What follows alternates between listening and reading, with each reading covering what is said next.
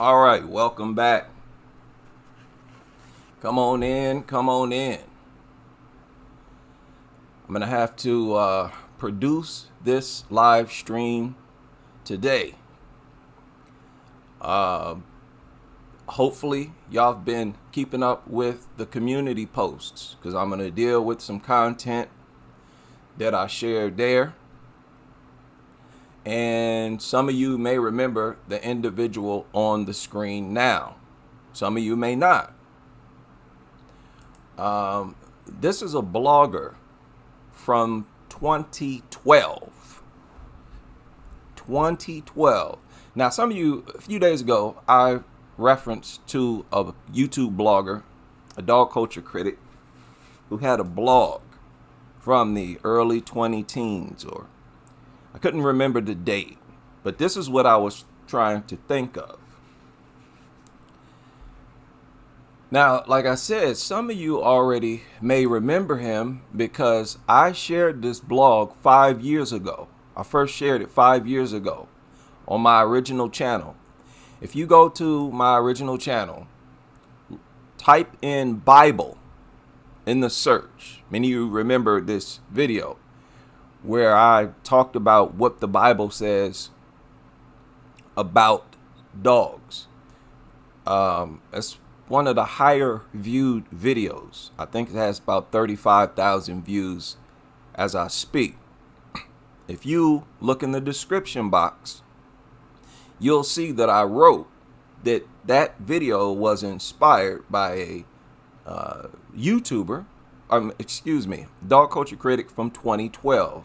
And I left a link to this blog. I'll leave one in the description after we're done with this as well. But what do you think about this, dog lovers? You see his name? killthedogs.blogspot.com. Y'all been calling me, oh, you're so evil. And I'm bringing this back up because I know that a lot of people are not familiar, not aware of it. Because like I said, I shared it 5 years ago. I've acquired a lot more subscribers, compared to 5 years ago. I know a lot of my critics, dog lovers, they go on and on about my ideology. Oh, how dare you promote the extermination of dogs? Oh, that proves that you're evil and that you have an evil, dark heart. I understand being critical of dogs, but don't promote the extermination of them. That ruins your whole message. Stop. Okay, fine. I mean, look, you can think whatever you want to think. But if that's what you think, what do you think of this guy? He crashed out first. Now, if I'm not mistaken, Animal Uncontrolled made his blog 2013. I could be mistaken. Correct me if I'm wrong. And if that's the case, this guy came out before he did. And he is a complete dog culture critic.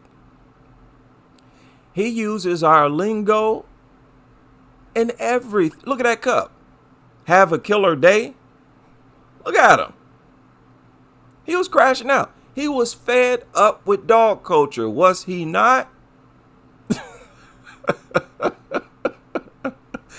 Looked like he just had a bad day that same day. Right? Crashed out. 100 miles an hour. Wrapped around poles. This is courage right here. Where did he get this inspiration from? Where did he get the courage to do something like this? And I say that because most of us are willing to have this bold stance and not care nothing about what dog culture, not care nothing about, the morals, they're dog creatures. Most people can talk like that only after they've encountered us, seen our comments, heard our videos. And after a few days, then they're able to talk like this guy's talking. But he just came out of nowhere. I can't think of anybody before 2012 who's crashing out like this. Now let me show you something else. In each In each one of these categories, he's arguing, why can't we kill dogs? Look at that. Look at this. Hunting licenses are issued all across the globe. Meat industry is thriving. McDonald's, #1 food chain. If chickens, cows, pigs can be killed by the millions, why can't dogs? Look at this. Cows and chickens don't attack and kill children, but dogs do. Kill the dogs. Why not? Oh, yes. Come on, dog lovers. All of you who've been giving me criticism over the past 5 years, because I know y'all don't listen to much of my content. Oh, I hate dogs. God doesn't like you because you hate dogs. Don't hate them. Don't wish for their demise, IHD. Fine, you can think like that. What do you think about this? And again, this guy, I feel like he vindicates me. I'm pointing towards this guy's blog to show you I ain't crazy. This proves that my ideology is an energy. It's really an observation, the result of observation, analyzing facts. It's not some wild, desire to see dogs in pain, all this nonsense y'all always talking about. Look at this. Look at this. What's the difference between a hog and a dog? He sounds like us. He sounds like us. Stop playing. Look at this. Man's best friend. These are the statements that emotionally charged what? Mutt lovers. And I promise I did not get the phrase mutt lovers from this guy's channel. At least I don't think I did. But here it is, plain as day, written in 2012. So take that. Take that, dog lovers. And oh yeah, I'm going to share. Here, I'll share a link right now in the chat room. Big shout out to everybody. Hope y'all doing well. If your life is dog free, you should be doing well.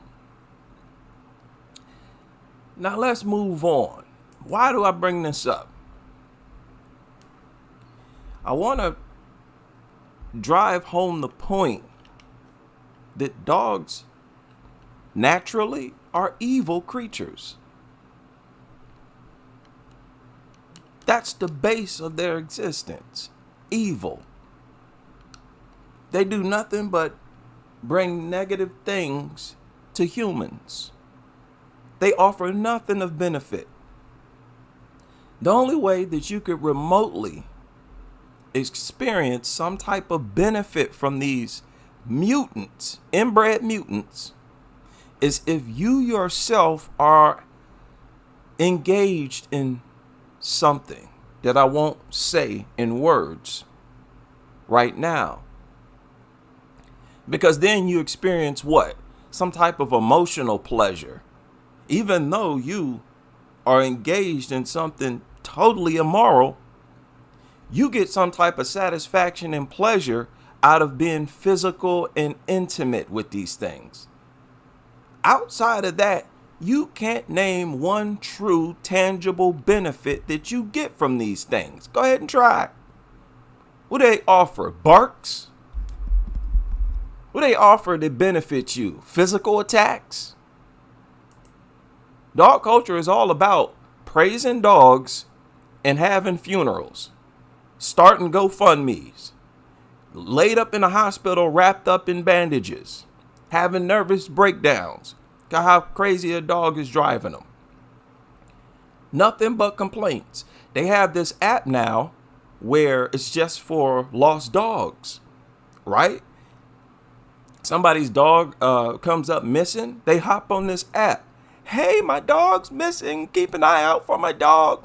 I think it's based on a regional thing. So the people who are on the app, they're in your neighborhood, right? Nothing but problems. The whole existence of that app is because dogs are nothing but problems and stress in so many ways. I'm not going to go over it right now. And this has been always Always been known, well known in humans.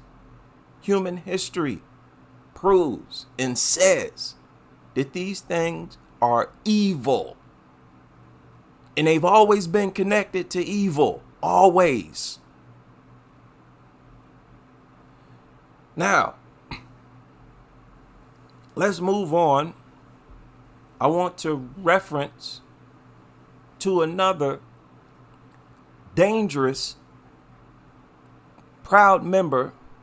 Hopefully, she seems plugged in. Dog culture critic member, DCC member. She recently produced this video where she goes over and of course, Cruella de Vil. She goes over the author of 101 Dalmatians. That movie actually came from a book. It was inspired by a book that this lady wrote. I think her name was Dottie Smith. Yeah, Dottie Smith. She wrote 101 Dalmatians, and she also wrote another Nutter book, The Starlight Barking. The Starlight Barking? What? Well, anyway, if you read the plot, and she goes over it on this video, if you read the plot of both books, I'm telling you, it is basically a non sequitur based book. Look up non sequitur poetry. I think that's what it's called. It's where a poet reads a poem that they've written and it makes absolutely no sense. There was some of you who listen to rap music, old school, y'all remember the Wu-Tang Clan. There was a non sequitur rapper in that group named Ghostface Killer. That's non sequitur poetry, where no matter how many times you listen to his verse, you did not understand what he was talking about. He did that on purpose. In a later interview, he said that he himself didn't know what he was talking about, that he just wanted to put together a bunch of words that sound cool to say. Now, you can be aware of what you're talking about. You can, have cryptic messages in a non sequitur poetry where it makes sense, but when you hear it, it doesn't make sense. That's what this book is. I'm telling you, and this dropped in 1956. This lady was babbling. If you read that book, both books, they make no sense at all. She is spaced out, babbling. It sounds like something you hear from a 5-year-old. A 5-year-old who doesn't know how to process their thoughts right. You know how toddlers, they'll make up a story. Well, I was walking to the store and then I got shot to the moon. Right, and then I fell back down to earth and then I picked flowers and right then I fell asleep. Then I woke up in the ambulance. And you're like, what? I'm telling you, people, go check it out for yourself. Check it out. Go to the Wikipedia page and try to read this nonsense, this babble. I'm telling you, it's going to drive you crazy. By the time you get done with this paragraph, you're going to be out of breath. You're going to be too tired to finish the rest of it because it makes no sense. Bunch of spaced out nutter babble. Nutter babble. There's even one part in this video where she's talking about, here, wait a minute. Let me see if I can find this timestamp here. Oh, this is disturbing right here. This is disturbing. Those of you who've listened to this video, you know what I'm talking about. Listen to this. In the book, the dogs consider the humans their pets, but allow them to think that they're the owners. That's a little weird to me. I mean, this lady just sounds like a dog worshipping nutter, honestly.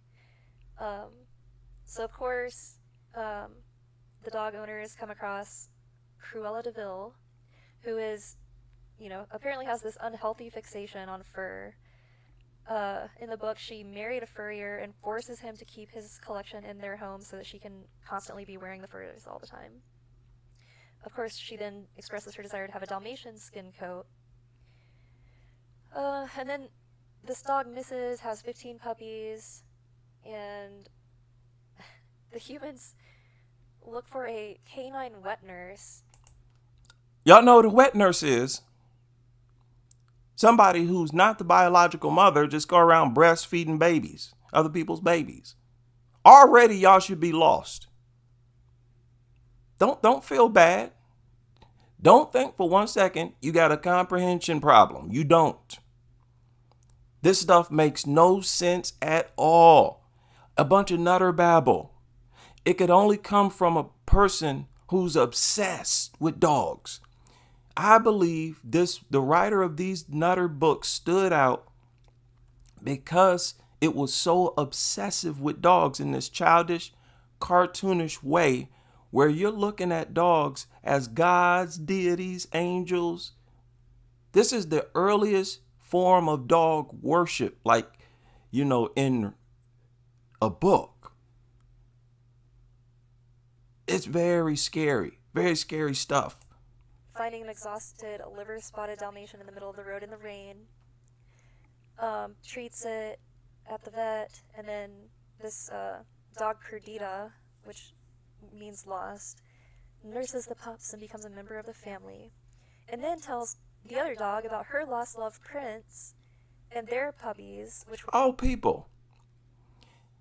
She even said in these books, oh, the dog, everything in the world was frozen. Right? Listen to this. I mean, this is disturbing. Light Barking was written in 1967, and here these people and all these dogs live in Cruella de Vil's house, and I guess a bunch of other rescued Dalmatians. The guy gives some dogs away to different people, but then things take a strange turn. So the dogs find that all other living things besides dogs are in some kind of weird state of sleep, or just like they're frozen. They cannot be awakened, it says. No dog is hungry, thirsty, or weak. All the doors, gates, machines operate on command, and the dogs are able to communicate via thought waves. All the doors and gates operate on command of the dog through the dog's thought waves. Huh? Right? Huh? No dog is hungry, thirsty, or weak. Huh? Just magically, they don't need food no more. They're not hungry, thirsty, or weak. Now we know how deformed these things always need medical attention. All the doors, gates, machines operate on command, and the dogs are able to communicate via thought waves to other dogs miles and miles away. I guess one of these dogs is now acting as the prime minister, and like all these dogs are convening in London to like figure out what to do next. So then they find out they can like fly around. There's police dogs. Stop. They found out that they could fly around. Yes, they could swoosh through the air. You see it right here? The dogs discover they can swoosh or hover at tremendous speed over the ground. Why and how would something like this pop into the mind of a human? This is not creativity. This is a brain that don't know how to be creative. All it knows is that dogs are wonderful. They can swoosh through the air. Oh, they're magical flying carpets. People, you get a chance, go over this. The plots of these two books, written by the author of 101 Dalmatians. It's creepy stuff because it was almost like the earliest form of over the top nuttery. Wow. And remember, back in those days, that book and that movie boosted the popularity of Dalmatians. All this stuff. Lassie boosted the popularity of dogs. Right? Now let's move on to another part of this video. Now, things are about to get dark. Let me warn everybody now. Things are about to get a little dark. Brace yourselves. Is probably a lot more useful than a Dalmatian dog. But anyways, okay, so moving on into some more of what I wanted to talk about tonight, which is a little bit of the spooky aspects of dogs throughout history and modern times. So there's this common thread about, you know, devil dogs, hellhounds, black dogs in particular. And I thought this was interesting. So this play by Goethe, I don't know how to pronounce that. Hopefully that's right. Called Faust. It's a tragic play in two parts, where basically this guy Faust makes a deal with the devil. And the thing that I thought was interesting was that the devil, which is Mephistopheles, I guess, appears to Faust in the form of a black poodle. So stop. Let's stop there. Some of you already excited because you're familiar with Faust. You're familiar with Faustian bargains. Those things still go on to this day as I speak. It is believed that people today still make Faustian bargains. This is real. When you hear about those artists who sell their soul, many of them, not all of them, many of them made this pact. That's how they sold their soul. They're involved in a Faustian bargain. Okay? I know it sounds kind of strange, but bear with me. I guess, appears to Faust. So the devil appears to Faust in the form of a dog. In the form of a black poodle. The devil appears in the form of a dog. And people still make Faustian bargains today? What does that tell you? They're still connected with evil and may be the source of evil forces and energy in general. Now, from what I understand, Mephistopheles is not actually the devil. It's like the devil's right-hand man or something like that. It's real deep. I don't know much about, but I'm familiar with Faust and Faustian bargains is what they're called. Let's continue. So Mephistopheles is a demon featured in German folklore. Wait a minute. Here's some photos. Now, understand what a Faustian bargain is, people.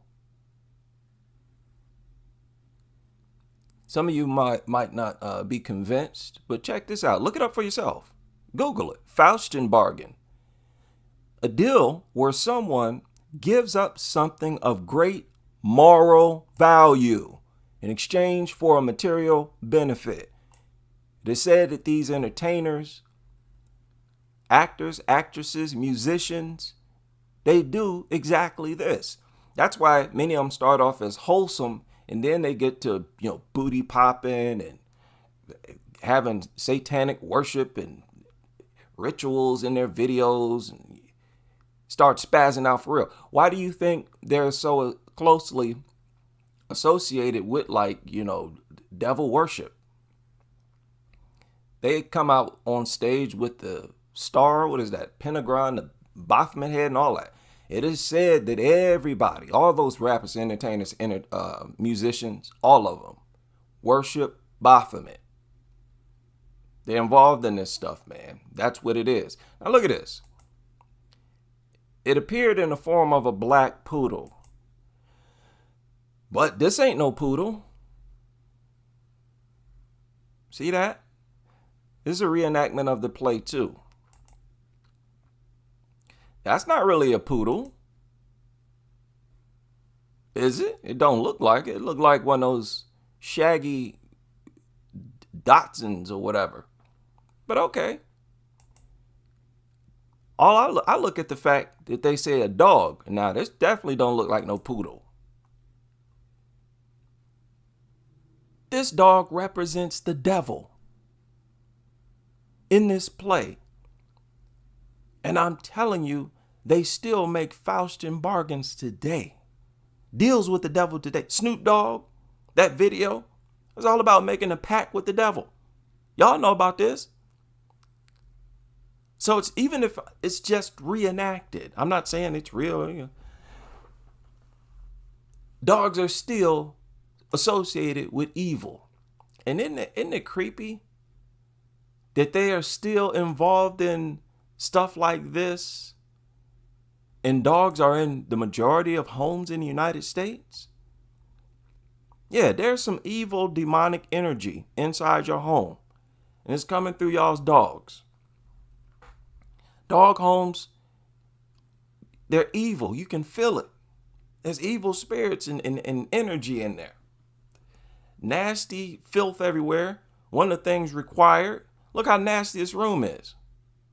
Look at it. Bad spirits in messy homes. So yeah, that's creepy. Very creepy. Originally appeared in literature as the Now, hellhounds. You heard the mention of hellhounds. Mythological hound that embodies a guardian or a servant of hell. He'll be at the gates or the underworld. Okay, around the world, best known as Cerberus in Greek mythology, Garmer in Norse mythology. Okay, and here's one of them. I think this is Narmer or whatever. How many? They named 3 of them. The Norse, black dogs of English folklore, the fairy hounds of Celtic mythology. They're usually black. Okay, y'all know about the ones with the 3 heads, right? Always evil. Evil, evil, evil, evil, evil. We've always known them as evil creatures. So why try to make them into an angel now? They got to reverse everything. Got to make everything backwards. And what happens when you reverse everything? And rather than viewing and dealing with them as evil creatures that you should keep away from you, what happens when you invite them into your homes and treat them the same way you would treat your own offspring? Nothing but bad things happen. That's what. They become such a contaminant once you integrate them into society. In 65% of homes, they become such a problem that even people who don't have dogs inside of their home are affected by them. Because their filth and toxins are in the very air that we breathe, in the very water that we drink. We can hear them barking nonstop. Your health is being impacted because of them, even though they're not in your home. And I haven't even dealt with the physical attacks yet. Okay? My name is reasonable. It's understandable. Once you understand dogs, my ideology that they should be gotten rid of is in line with history, in line with all types of religious texts. How can y'all project me as an evil person when your own Bible, your own Quran, your own, what do the other ones use? The Hidath and all that other stuff. You're not going to find a religious text referring to dogs as something positive? None. Always associated with filth, unhealthiness, disease, evil, attacks, because they're nothing but parasites. They're like parasites on earth, constantly fanning their anus fumes, looking for something to eat, because they're so full of parasites. They're so riddled with parasites that they have no choice but to function like a parasite themselves, like a giant parasite. That's why they're always sniffing, looking for food. Every single time they show their owner's attention, it's all food related. They're hoping that you pull something out. Dog lovers, understand, the dog is not sophisticated enough to get close to you and be around you and not expect food. There's no way that food is not going to pop into their dumb food-obsessed minds. They're never going to come up to you and be around you and show you attention and it be just because they got a good joke they want to tell you. Oh, they think you, they just want to love on you. No, they're hoping that you pull out food. They function like a big, giant maggot that exists just to squirm around and search for food nonstop. Brainless as all get up. Yeah, it might not attack some people, but it'll attack others randomly for no reason. They don't deserve nothing from us but scrutiny. At the very least, you have to admit that they deserve to be re-examined. This modern nuttery deserves to be re-examined. Pump the brakes on it. Is this the smart thing to do? Nuttery you see today didn't exist even a few decades ago. Let's say 1960. Wasn't crazy like this. And has it helped us or hurt us? It has hurt us. We're much worse off. And I know a lot of dog lovers like to bring out, say, hey, not that many fatalities. Dogs don't kill that many people. But how many do they maim? How many do they traumatize? How many do they traumatize? Rip apart? Permanently disfigure? Even if you're not the victim, if you're 5 years old and you watch your brother or sister or mother get their face ripped off, there's a good chance that's going to traumatize you. Can you imagine? There are a lot of victims of dogs. Dogs have had a negative impact on people in more ways than I can sit here and rattle off.